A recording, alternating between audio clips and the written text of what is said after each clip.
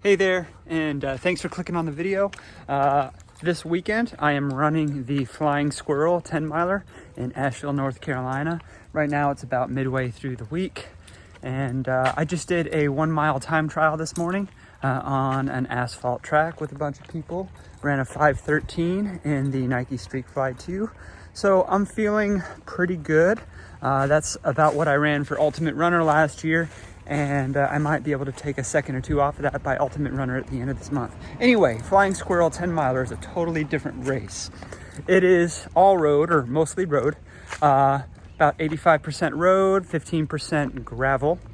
It's gonna have, well, there are conflicting reports, between 1,100 and 1,400 feet of elevation gain. So that's gonna be between 330 and 430 meters of elevation gain, and most of that in the first 5 miles. Basically, you run about 1 kilometer on flat roads, and then you run up mountain roads, winding, turning up mountain roads, and it's a lollipop course. So once you get to the top, you go down all that elevation. So most of that elevation is in the first 5 miles. So no time goal for this one, really. I'm gonna try and run hard, try and run fast, but I mean, I would be lying if I didn't have a time, if I said I didn't have a time in mind. Having not raced this race, I really don't know if it's a realistic time anyway, so I'm not gonna share it just yet. Anyway, I'm gonna be racing for place on this one. I think I can probably get top 10 in this field. I don't think I'll get top 3, because last year top 3 were in like the mid to low 50 minutes, and I can't do that on a flat 10-miler. So we'll see if I can get top 10, maybe win my age group, or if there's a Masters award. But I'm looking forward to trying this challenge. This is one of many races I'm doing in June. I'm racing every weekend in June, so I can't wait to bring you guys along. Right, Con? Yeah. It's a couple of days later. I'm on another walk with Con right now. Right now it's Friday, and it is the day before the Flying Squirrel 10-miler in Asheville. Heidi and I are about ready to get in the car with Con and go on up there and enjoy some of Asheville over the weekend while I'm racing. Anyway, what my plan is to set out at kind of something between a 10-mile and half marathon effort in the first half mile or so, 3/4 of a mile, because that part's flat. So I want to kind of get my intensity down so that when I hit the hills, I'll flip my running watch over to time of day or heart rate or something and not even look at the time and just kind of go by feel from there, at least until I get to the halfway point when I'm on the top of the mountain. And then maybe I can start looking at pace again once I'm going downhill, because I don't want to see the slow paces that I'll be running uphill and worry about hemorrhaging time. That's the last thing to worry about. I should really be conserving energy for a downhill push at the end of the race, and perhaps more importantly, for the flat 3/4 of a mile at the very end after that big downhill, so I don't destroy myself. The reason I say something between 10-mile and half marathon effort is because this 10-mile race with between 1,100 and 1,400 feet of elevation gain is probably going to feel a lot more like a half marathon or more as far as the amount of effort I'm putting in. So I guess on the flats, that would translate for me to something around a 6:10 to 6:15 pace or effort. It's also going to be warm. It'll be warmer than usual in Asheville because it's June. So we'll see what happens, and I can't wait to race with you guys. Right, Con? Here's the kit for Flying Squirrel 10-miler. I've got my race bib right here, number 400. Reckless running singlet. I'm gonna have a couple of Martin gels, one for beforehand, one for the middle. I'll carry the GoPro. Gonna have a Martin solid bar for breakfast. Adidas short tights, the Boston Marathon edition. Some Injinji lightweight toe socks. The Puma Deviate Nitro Elite 3 is the shoe for this race. At the hotel in Asheville right now. Currently it's raining, and it's the night before the race. It's 12 hours before the race. And it might rain a little bit more overnight and early morning. I don't think it's gonna rain during the race. Might still be a little bit wet. The gravel road might be a little bit soft. It is gonna be humid though.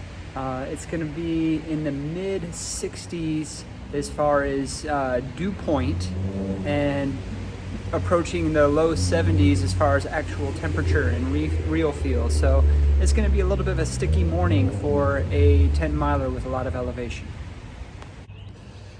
I'm here at the race site. There is the start line behind me, and then if you look off in the distance, that's the mountain we'll be climbing. It doesn't exactly look all that big in this frame, but it looks a lot bigger in person. And my legs are kind of trashed today. The 2-hour drive actually turned into a 3-hour drive just because of traffic and incidents and stuff on the interstate. And yeah, I've got some sciatic pain that's just been coming back. Getting old is awesome.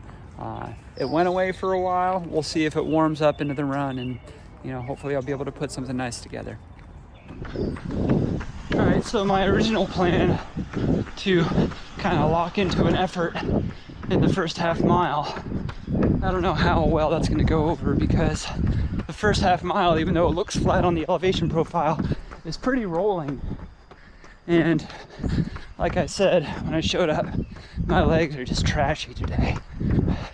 It might be a total shit show, but it's going to be fun. Type 2 kind of fun.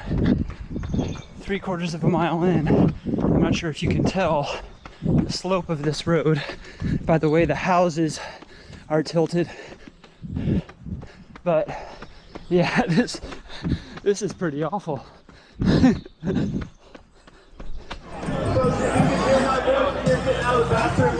to worry, just make your way all the way down the sidewalk, and then get in line. We want everybody to go underneath the start arch. All right. Runners to your marks. Go! So for whatever reason, the stabilizer on my GoPro was not working correctly. So the race footage is a bit shaky, and I apologize for that. I'm sorry.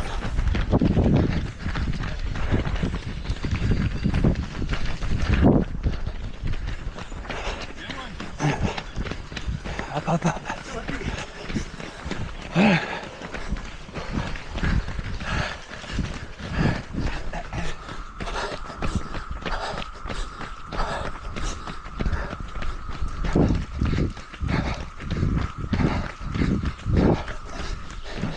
2 miles in just about 14 minutes, which is a couple minutes slower than I'd be for a flat 10 miler, but that's to be expected. Yeah.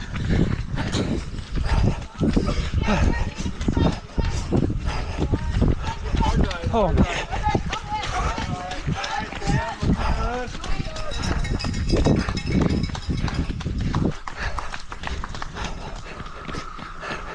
These houses, though, nice place to live. Maybe not in the winter. Another hill, come on. That was the mile 4 mark, just over 29 minutes. That's about a 7:32 pace. 1 more mile, a big uphill. And then I think it'll be everything I can do to try and keep this whole thing under 70.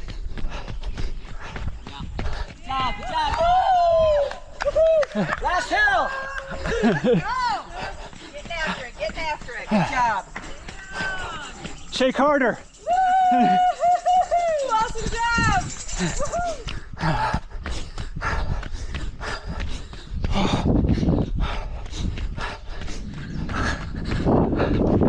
Beautiful up here. It just hurts.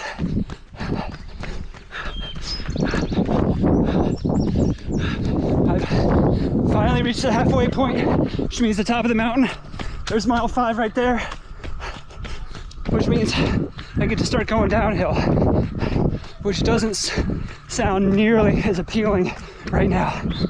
Gravel road coming up.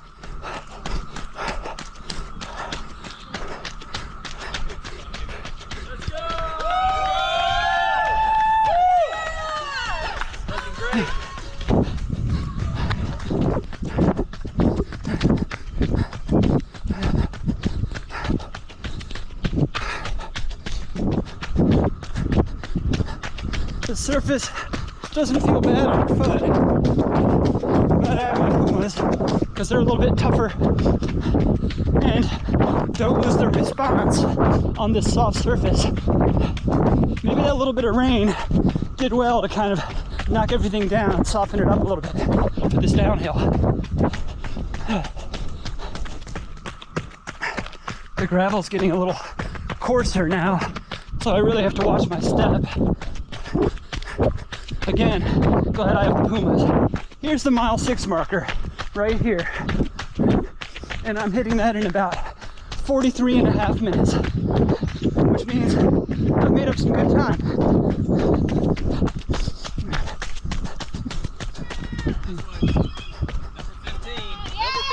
Good job, man. Back on the pavement. 15th place. That means I'm a far cry from top 10.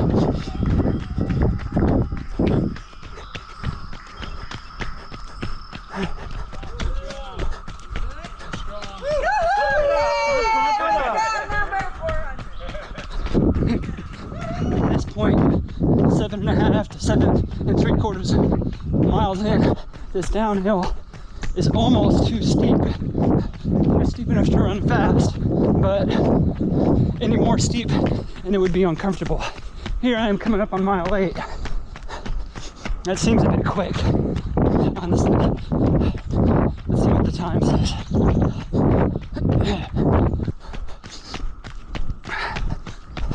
Mile 8 in 54:44, which means I've gotten under 7-minute pace overall. That would have been a quick mile. I'm gonna break 70. Now, how high into the 60s will I go?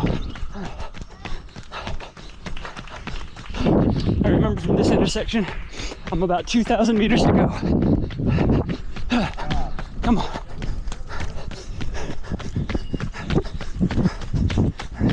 Mile 9. 1 mile to go. I'm at just under 61, which means I'm on pace for 67 mid to 67 low. Here's the steep section on Baird. Oh. Oh. Oh. Shit. Oh. Fuck. Be careful. That's it. Don't even know what the pace was there. So I'm about 1,000 meters from the finish, and as you can tell, up ahead, there's gonna be a quarter mile of uphill left, which is really gonna hurt after all that I just did. It'll be gentle uphill, but it's gonna hurt anyway.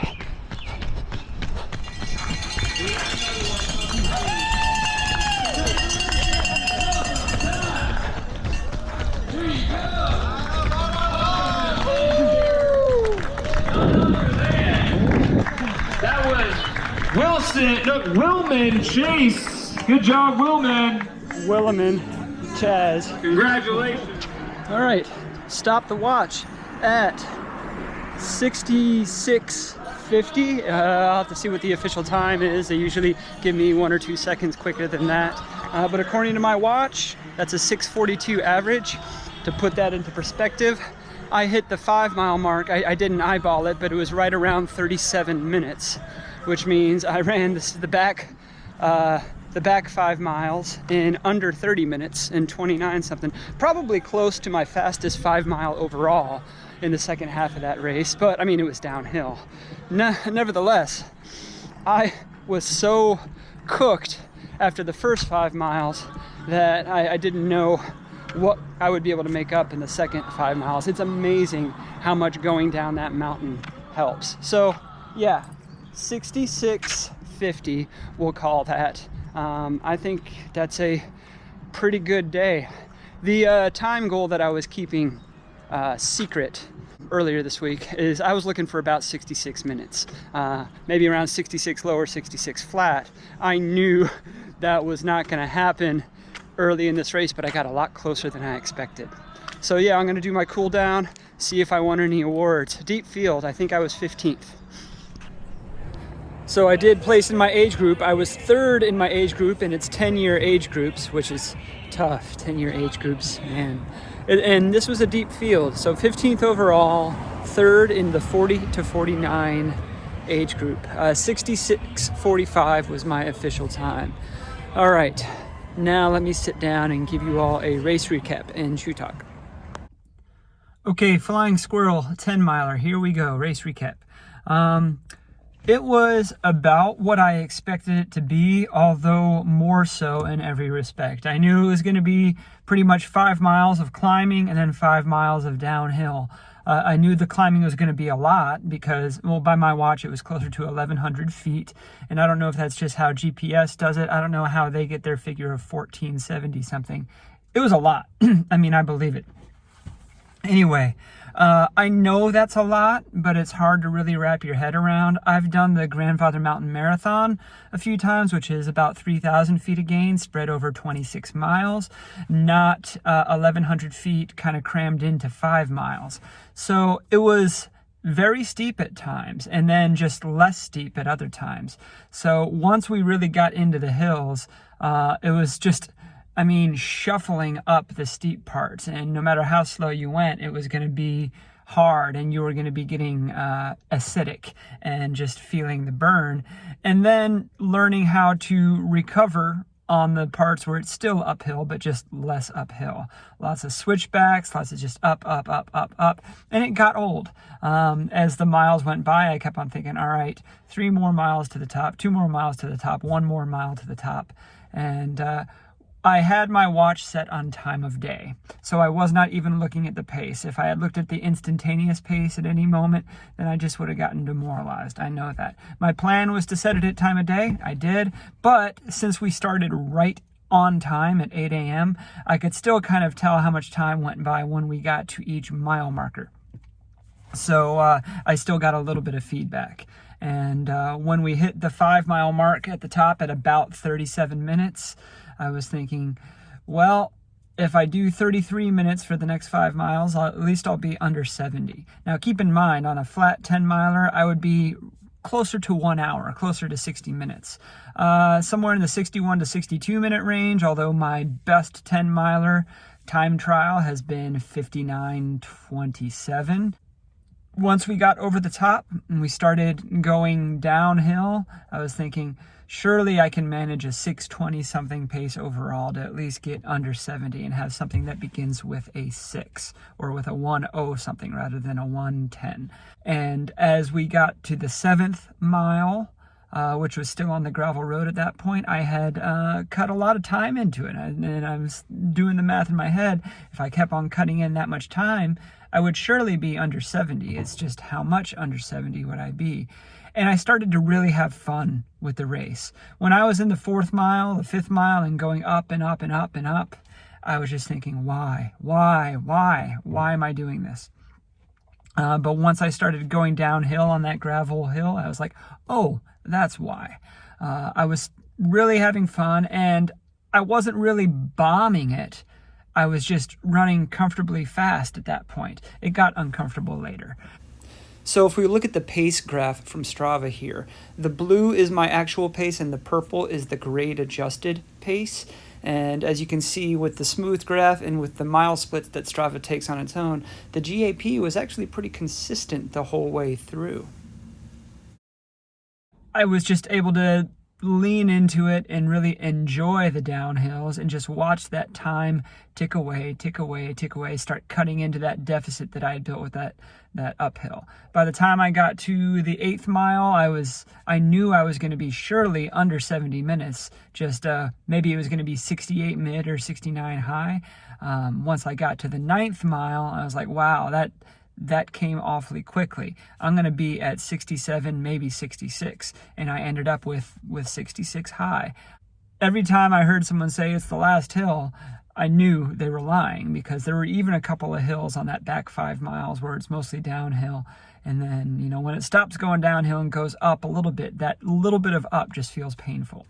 Anyway, got back into town, went down the steep downhill, and then there was that little quarter-mile rise before the last quarter mile where I was able to just kind of open it up. The last mile I did in 5:45, according to my watch, which is close to 5K pace. That would be a sub 18-minute 5K pace. But, you know, with the GAP, it was more like a 6:06, which is like a sub 19-minute 5K pace. And that's pretty good for the end of a 10-miler. So very happy with how that race went. I was about to be unhappy with it, then I got happy with it. Shoe talk. The Puma Deviate Nitro Elite 3. I knew when I posted the poll for which shoe I should choose earlier in the week, I knew you guys were going to choose this one out of all those four. And more than half of you chose this one. And it was the right choice. I might have gone with it even had it not won the poll. The Puma grip, I mean, look, you can't even tell it ran a race with a whole bunch of wet gravel road. The Puma grip was amazing on the wet asphalt. It was amazing on the gravel road. It is in good shape. The exposed midsole is still in good shape. There's a little bit of abrasion there, but that's really more staining than abrasion. Considering these have over 100 miles on them, and those have all been either racing or workout miles, I think they look pretty good. There's a little bit of a patina on the white upper, but that just shows that this shoe has had some love. I felt like I didn't have to fight against soft cushion when I was going up the hill, and I felt like there was a lot of stable bounce as I was going down the hill. So this was really, it was really kind of the perfect shoe for this race. And I am more and more thinking that at this current price point, $230 US, it's hard to compete with this shoe. I would put it up there with many of the shoes that are $250, $260, $270. And let's hope Puma doesn't fall victim to the tariff pricing that some of the other companies have fallen victim to. And Puma also has the Fast R Nitro Elite 3, which to me is kind of the GOAT now, but I'm not going to use that for every race, and I would not have used that for this race. This would be perfect for this race. And I think this is a shoe, unlike the Fast R Nitro Elite 3, that I can do workouts in as well as races in. I can get a lot of good training miles in this shoe, which I have, and still have it in good shape for races. In fact, I have another pair of these coming because the Friends and Family 40% off discount suddenly got applied to this out of the blue, and I snatched that up. So yeah, that is my shoe talk. Thanks for watching the Flying Squirrel 10-miler, and I have another race next week, and the week after that, and the week after that. So I'll see you guys on the next run. Don't forget to like, subscribe, ding the bell for notifications, leave a comment below, keep the conversation going, and thanks for your support.